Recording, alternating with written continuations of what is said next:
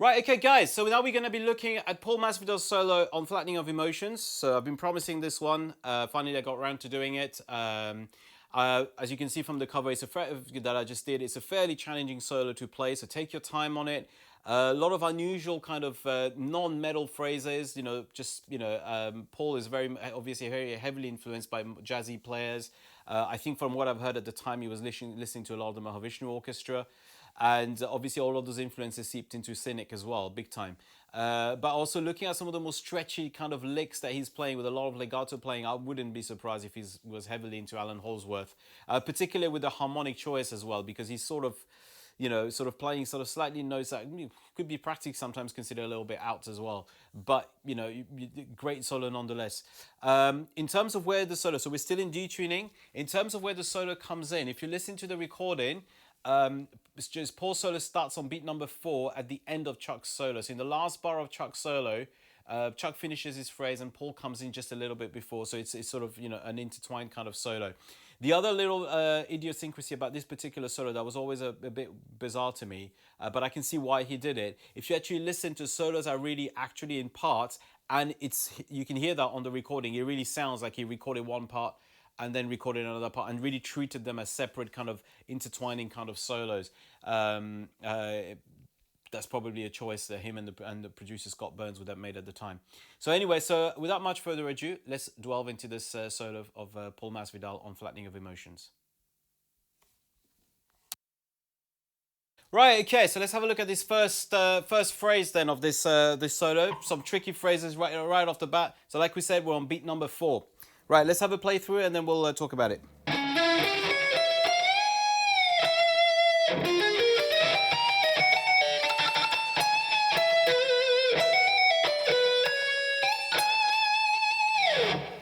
Right, okay, so we begin with a sort of a sweep phrase arpeggio on the 18th fret of A, and we hammer on the 21st of A. Then we're going straight from here into the 19th fret of D, then the 28th of G, and then we land on the 19th fret of B, and then we do a big 1 turn and a half bend on the 20th. And then we finish off on the 19th fret. Okay, so... Okay, then we've got a little legato phrase that begins on the 17th of D. And what we do here, we hammer on the 17th to the 20th of D, then go straight to the 17th of G, then we go onto the 17th of B and hammer on the 18th. Then we go straight to the 17th of E, and then we hammer on the 18th of B. And then what we do from here, we actually sort of pull off on the 21st, 18th and 17th of E. Okay, so right, and then we move the entire shape, and we finish on the 18th and 17th of B. So let me actually just take you through that phrase again.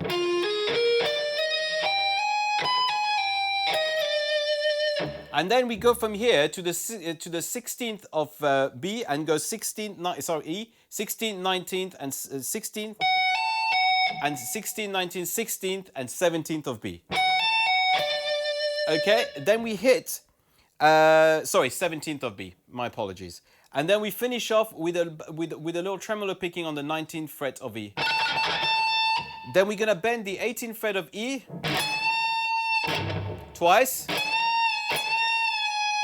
Then we're gonna go to the 19th fret of B and then finish on the 18th of G. Okay, let's have another look at this phrase before we move on.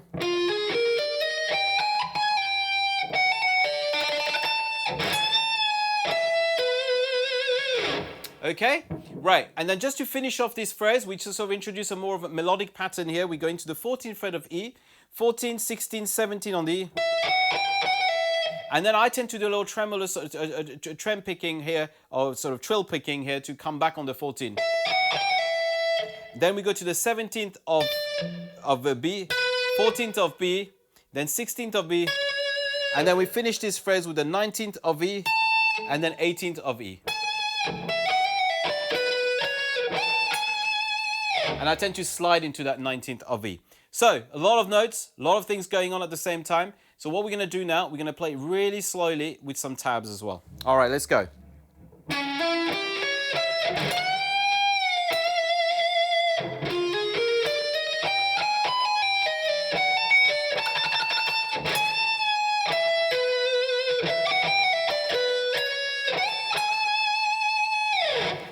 Right, and that's the first lick.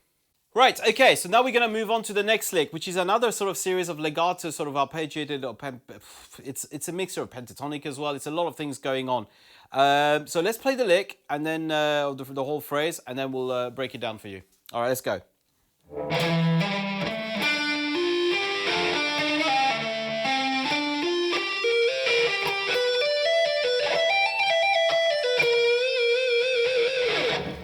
Right, okay, so that's the first phrase, and then we'll play the next bit in a second. So we're starting off on the 14th fret of E, and then we're hammering onto the 17th of E. Going straight down with a downstroke on the 14th fret of A. Then we're going to hit the 14th of D, and then now you're going to have to stretch your finger. So make sure you're using finger 1, 3, 4 to stretch out here. You're going to go 14, 17, 19, and come back. Then go straight down to the 19th of A, back on the 19th of A, and go 19, 17, 14. So. Okay, now from here, we're going to jump back on the D and go 14, 17. Then we're going to 14, 17, 19 on the G. And then we're going to hit the 19th of D.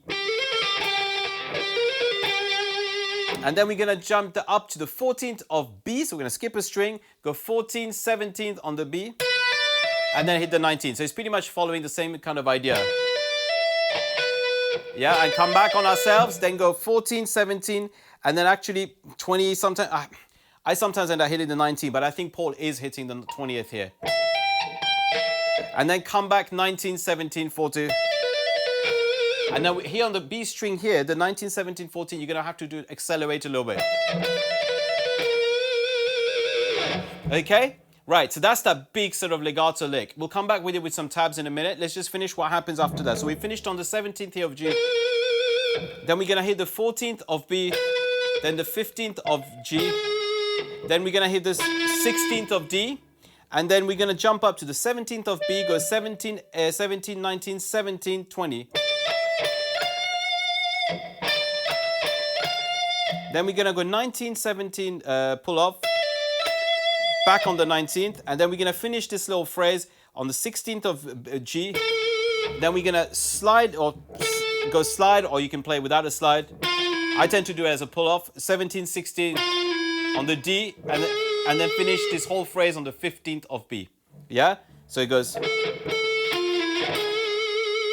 Okay. Now that again is a lot of notes, a lot of things going on at the same time. So why don't we just do this really slowly with some tabs. Now, that initial phrase of legato playing going up, it's a very hard one to work out what he's actually doing on the recording because it's very fast. It's quite a fluid kind of playing that he's doing. And I've watched videos, live videos of Paul playing this. He's not exactly playing what he did on the recording. It is, you know, generally catching that feel again. Remember, this is before sort of digital recording. So, you know, these kind of players played a lot with feel. So it's not always the same thing. It's just generally getting the idea of the lick behind, and then you can sort of develop your own ideas behind these kind of licks. So again, follow the tabs, but also try to get a general feel of the solo rather than sort of getting too bogged down with, you know, note by note what's going on. So anyway, let's have a look at this whole passage with some tabs.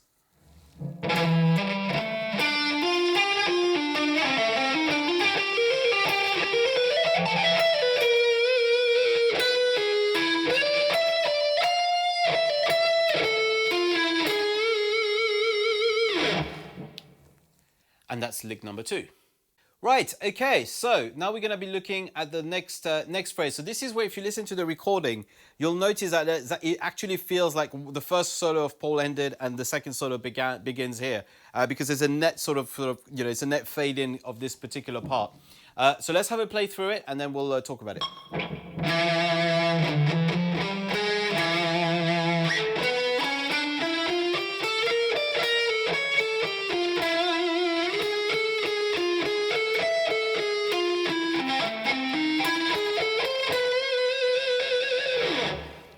All right, okay, so what's going on here? Let's have a look. The phrase begins here on the 9th fret of A. Then we're going 7, 9, 10.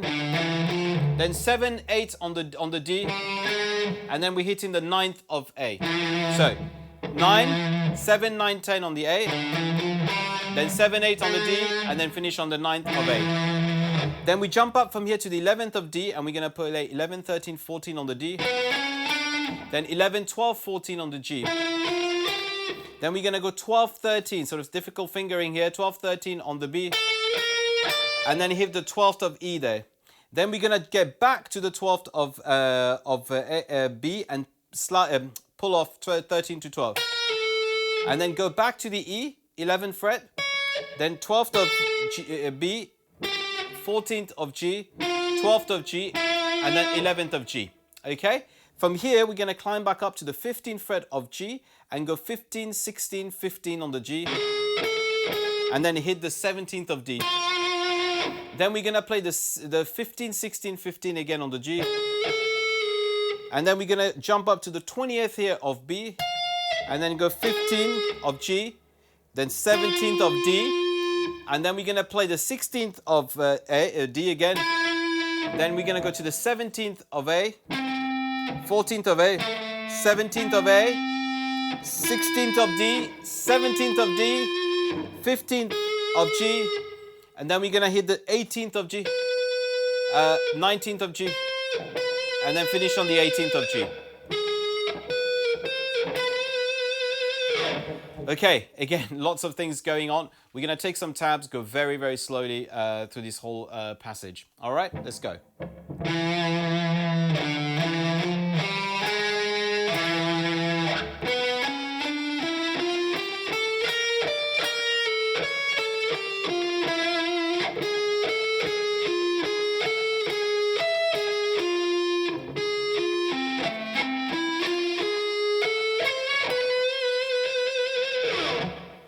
Okay, and that was lick number 3. Right, okay guys, so this is the final lick for this solo. This is albeit probably the hardest phrase in this solo. Now listen, albeit the whole solo is quite short, but it's just so much going on. And like I mentioned earlier, the phrasing is very unconventional for metal as well, because Paul's at that point was coming from a very different kind of influence to most players in the metal genre, and especially in death metal. I would say, when I look at this kind of solos, I always sort of look at it as a sort of work in progress. I'll get it to a certain good standard, but then I'll always find things that I could improve on it. And this is definitely one of those solos for me. I did a cover of it a while back, of the whole song a while back, maybe about a year or so ago. And I worked on the solo quite a lot at the time. I did sort of take that I thought was okay. Then when I was working for this video, for this lesson, I actually reworked the solo because I'd forgotten a little bit of it.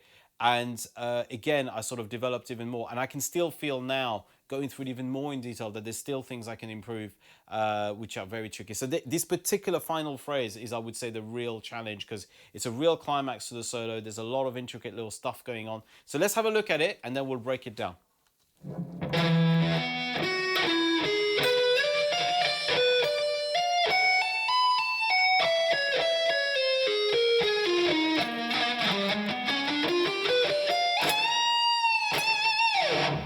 Right, okay, so let's have a look what's going on here. We're starting off with an arpeggiated phrase from the 14th fret of E, going into the 16th of A, into the 18th of D. Then we're staying on the D and hitting the 16th of D with that third finger.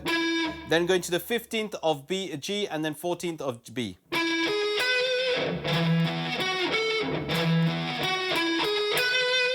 Then from here we slide up to the 17th of the B. And then we hammer on the 21st of B. And then we hit the 18th of G. Then from here we jump up to the 16th of E, and we're going to do a quick sort of legato phrase going 16, 19, 21, 16. Then we're going to come down on the 19th of B. So you're going 16, 19, 21, 16. Yeah, 16, 19, 21, 19, 16 again. Then we're going to hit the 19th of B, then the 20th of G, then back down on the 19th of B, then we're going to go 2017 on the G, then 2019 on the D, then hit the 17th of G again, and then we're going to swap our fingers here to go the 19, 16 on the D. And then we're going to finish this off going 19, 20 on the 19, 20 on the, 2019 on the A, Then we're gonna hit the 17th of D and finish off with 1915 on the A. So let's have a quick look at the whole phrase.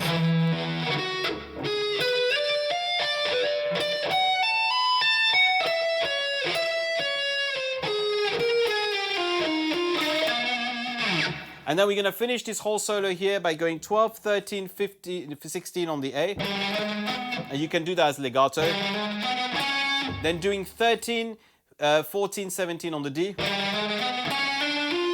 And then going 14, 18 on the G. 17th of B.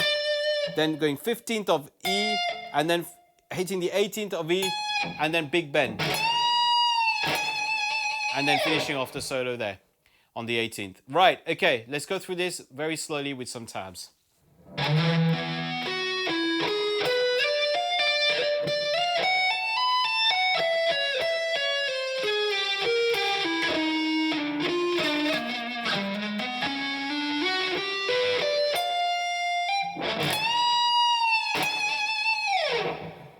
Right, and that's for the whole solo. Like I said, this particular last phrase is a very challenging little phrase to play. Played really slowly, take your time on it. Unusual note choices. Like, there you go. This is the Paul Masvidal solo. A good challenging solo, I would say. Lots of difficult phrases. So good luck with it, and till next time, stay safe and stay metal.